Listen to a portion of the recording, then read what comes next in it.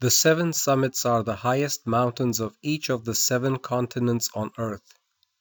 Summiting all of them is regarded as a mountaineering challenge. Kilimanjaro is an inactive volcano located in Tanzania. At 19,340 feet, it is the highest point of Africa and the fourth highest of the seven summits.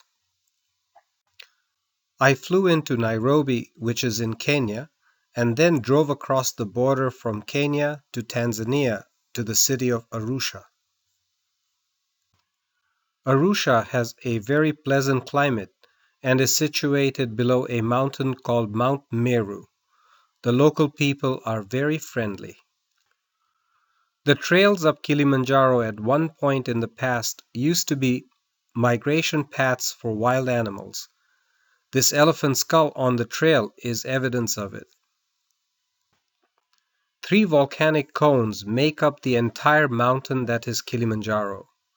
They are Kibo, Mawenzi, and Shira. Kibo rises to the highest point. The glaciers of Kilimanjaro have been receding in recent years. The volume of the ice cap has dropped more than 80%. There are several routes to get to the top of Kilimanjaro.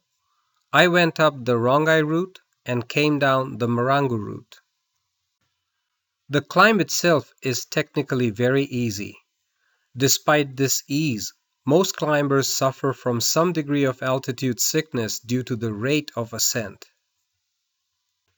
On an average, 10 climbers and between 10 to 20 local porters die each year from altitude sickness. I took 4 days to get to the top. This is the day before my summit attempt. This is high camp. Sunrise on summit day was absolutely spectacular. The fastest summit record is 5 hours, 38 minutes, and 40 seconds from the bottom to the top. And finally, on January 25th, 2004, I stood on the summit of Kilimanjaro, the highest point of Africa. Aconcagua is the highest point of South America. It is the crowning glory of the Andes Mountains. At 22,840 feet, it is the second highest of the 7 summits. The flight path from Santiago, Chile, to the city of Mendoza in Argentina brings the plane pretty close to the summit of Aconcagua at nearly 23,000 feet. Aconcagua is the highest mountain in both the southern and western hemispheres. All mountains higher than Aconcagua are in the Himalayan range of Asia. This south face of the mountain is attempted only by world-class mountaineers. In mountaineering terms, Aconcagua is an easy climb, as it does not require many technical skills except for the ability to walk with crampons on summit day.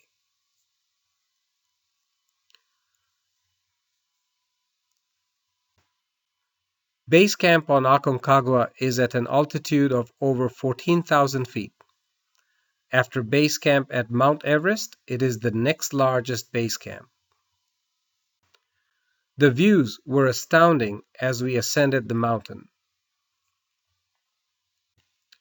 Camp Canada is at 16,500 feet. It sits on a ledge overlooking base camp. Base camp is also known as Plaza de Mulas.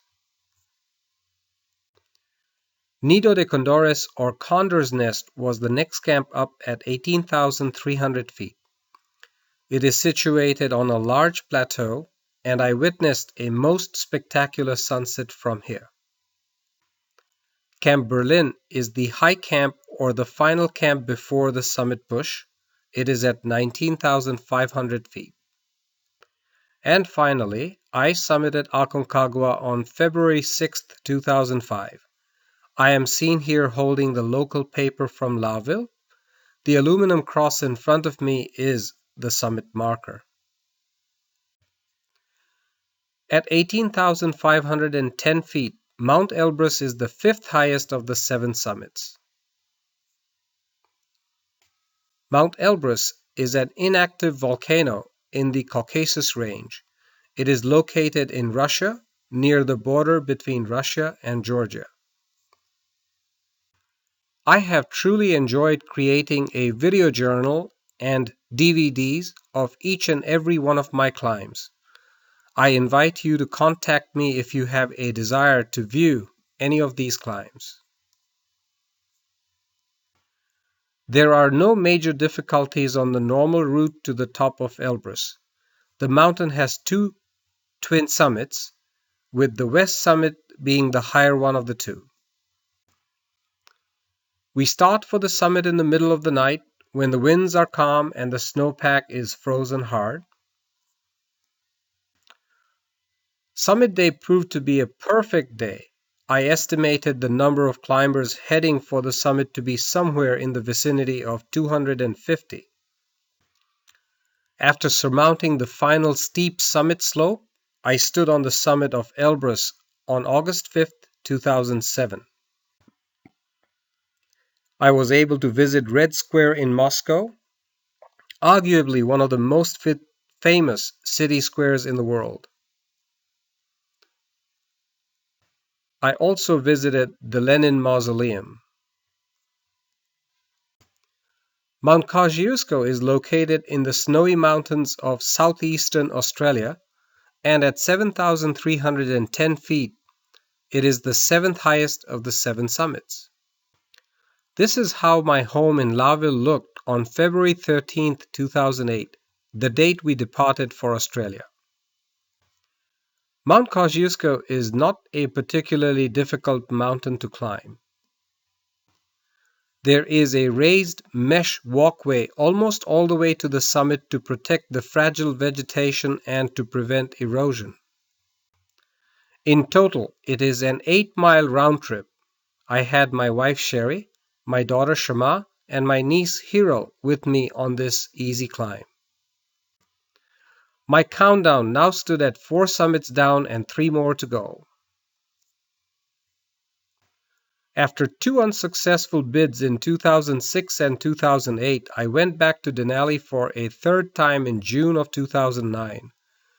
Denali towers to 20,320 feet and is the third highest mountain of the 7 summits and probably the most difficult one. For the third time, I stopped at the bluffs outside of Talkeetna to view Denali in all its glory. The icy crown of North America beckoned me. I was one of 9 climbers. We were one of the last groups to begin a climb up Denali in late June. This picture is taken at the Kahiltna International, the landing strip on the southeast fork of the Kahiltna Glacier on Denali.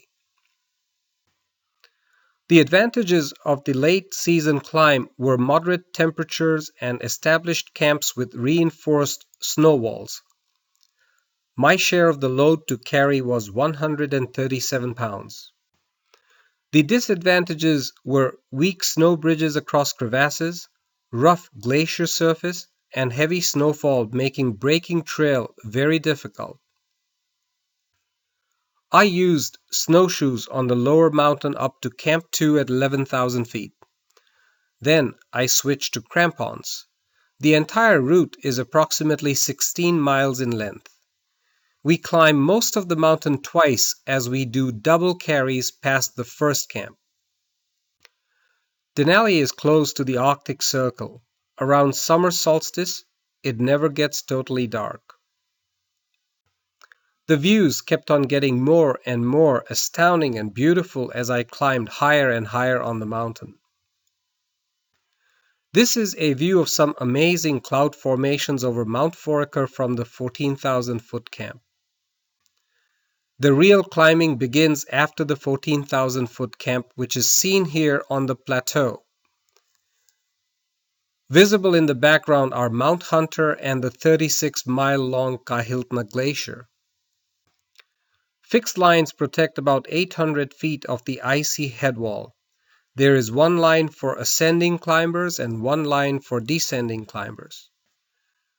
The knife edge ridge between 16,000 and 17,000 feet on Denali is the most treacherous part of the climb. with steep falls on both sides of the ridge. The path weaves in and out between the rocks.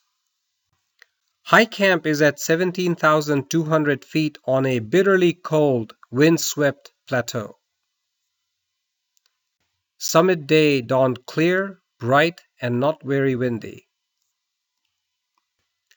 I am pictured here at a landmark called the Kahiltna Horn at 20,100 feet, just 200 vertical feet and a quarter-mile shy of the summit. And finally, on July 5, 2009, on my third attempt, I reached the summit of Denali. My countdown had advanced to 5 summits down and 2 more to go to finish the 7 summits. Vinson Massif is the highest mountain of Antarctica. It lies in the Sentinel Range of the Ellsworth Mountains. At 16,050 feet, it is the 6th highest of the 7 summits. I flew on board an Ilyushin 76 Russian-made cargo plane from Punta Arenas in southern Chile to the Antarctic ice shelf. The blue ice runway landing is so smooth one does not even realize that the plane has touched down. Unfortunately, we were stuck for 7 interminably long days at low camp in a freak Antarctic storm that refused to let up. We had to reinforce our camp with snow blocks to withstand the gale force winds. Seen here in the background is low camp, which is the next camp up from Vinson Base Camp. Vinson Base Camp is at 7,000 feet. Low camp is around 9,500 feet. As you can see, we just had too much time on our hands with nothing much to do, so we built a Christmas tree of snow and ice. It is midnight, and you can, by the shadows, realize that the sun is still high up in the sky. We finally got our fair weather window and headed up to high camp on the 26th of December. There is a fixed rope for about 2,400 feet on this section of the climb, which is very icy and very steep. We were able to look down at low camp from high camp. One can see the endless expanse of ice.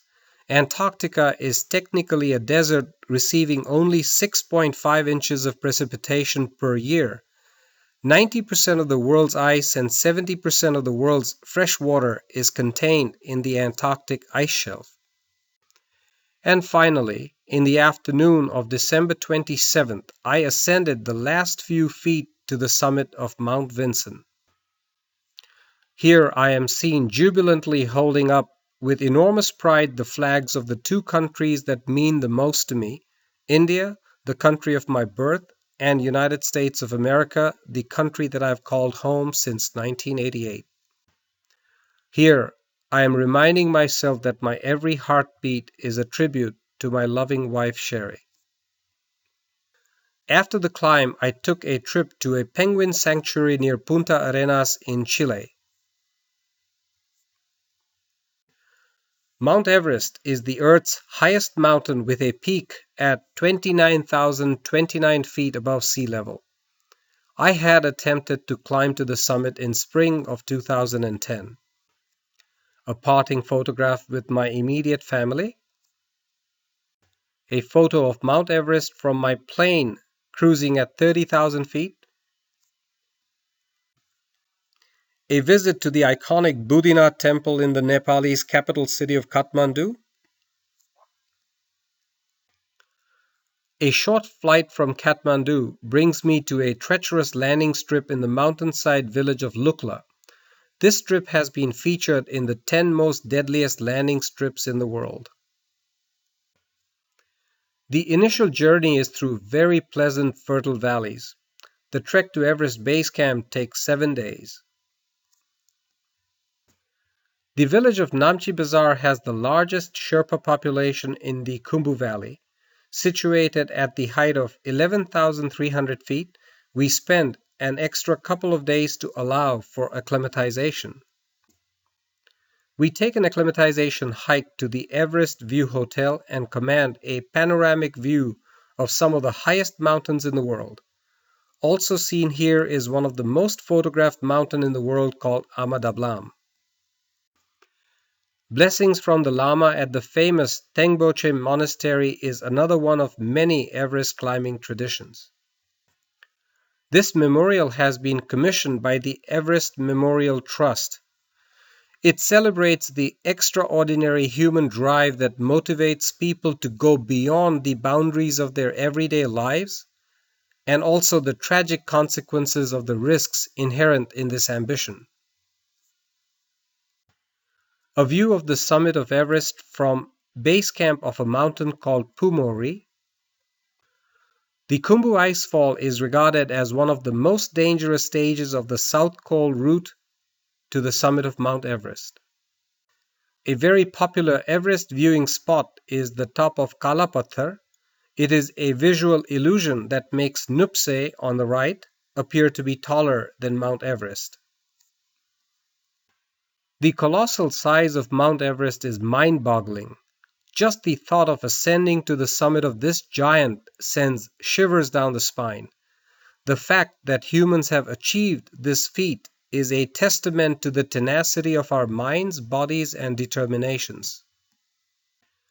And so, I dreamt of standing on the top of the world in May of 2010. After 5 weeks of acclimatization, the summit push was on. On May 13th, I left Everest Base Camp and climbed past Camp 1 seen here on my way to Camp 2. Camp 1 is around 19,500 feet and Camp 2 is around 21,000 feet.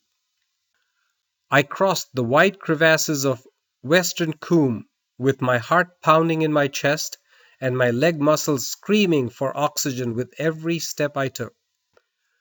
On May 14th, I ascended from Camp 2 seen here to Camp 3 at 23,500 feet, halfway up the very steep and icy Lhotse face. The only thing my oxygen-starved brain could register was the repeated command that I keep taking one safe step after another in the forward and upward direction. On May 15th, I ascended from Camp 3 seen here to South Col at 26,300 feet breathing oxygen. Logic is forced to take a vacation as every fiber of the human body sends a signal to the barely functioning brain to stop this madness and descend to where there is life-sustaining air to breathe. On the morning of May 16th, after spending an unscheduled and deathly cold night at South Col, I somehow mustered enough thought processing ability to determine that for me to live to see another day, I had to descend and give up my hope to summit Mount Everest. The summit is seen behind me as I pose for a photo at South Col at 26,300 feet, 5 miles up in the sky. I am reunited with my family on May 29, 2010. Here I am with my training partner and daughter Shama. I kept my promise to her to come back alive and with all my fingers and toes still attached to my body.